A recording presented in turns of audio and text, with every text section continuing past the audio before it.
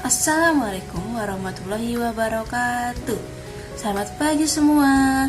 Bagaimana kabar kalian? Semoga sehat selalu ya.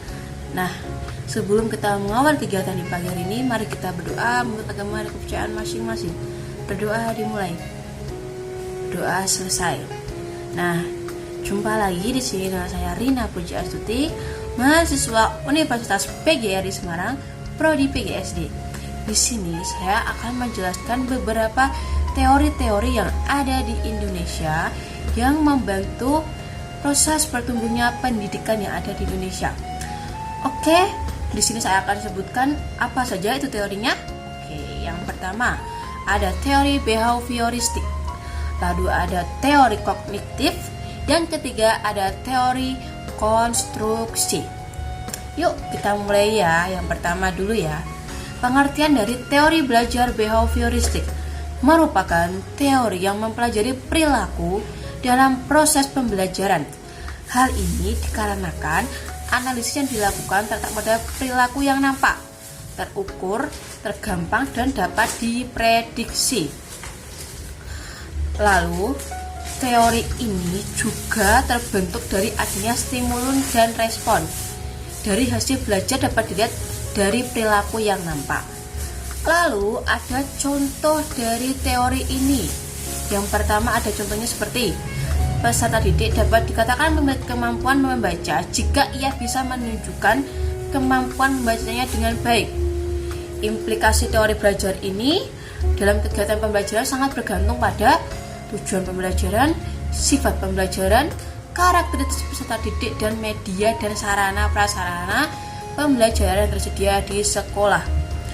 Menurut saya, dalam teori ini guru lebih harus menyusun bahan pembelajaran dalam bentuk yang sudah siap, dan murid cenderung diarahkan ke berpikir linear, konvergen, dan tidak kreatif.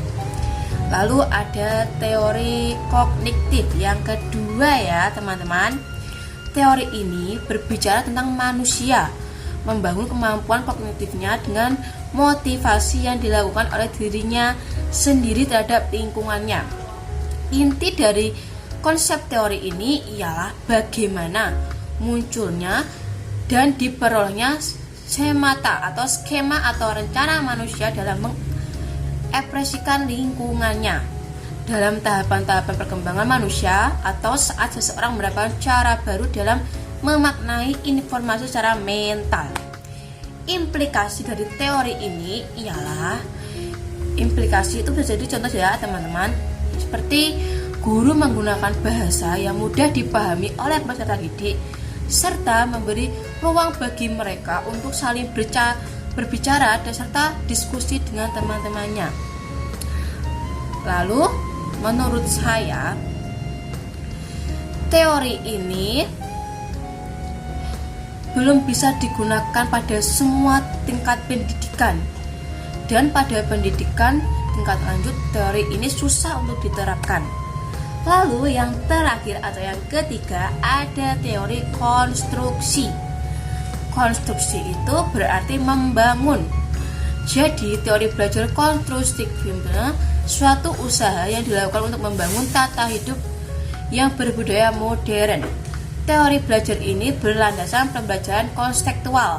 Dengan kata lain, manusia membangun pengetahuan sedikit demi sedikit yang dihasilkan disebarkan melalui konteks yang terbatas dalam waktu yang direncanakan.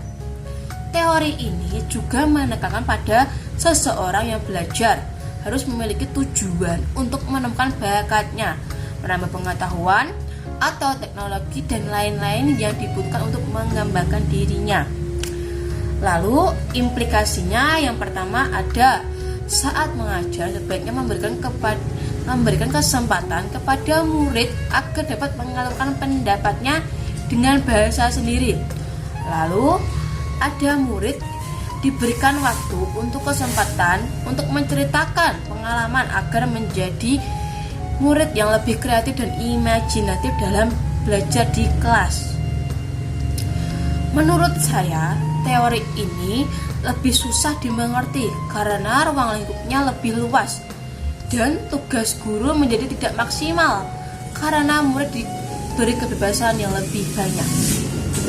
Intinya semua teori itu sama, dan yang membedakan hanyalah pemberian contoh serta kekurangan-kekurangan dan kelebihan yang mereka miliki. Nah, sekian pembelajaran di pagi hari ini atau penjelasan yang sudah saya sampaikan. Apabila ada salah kata, mohon dimaafkan. Wassalamualaikum warahmatullahi wabarakatuh.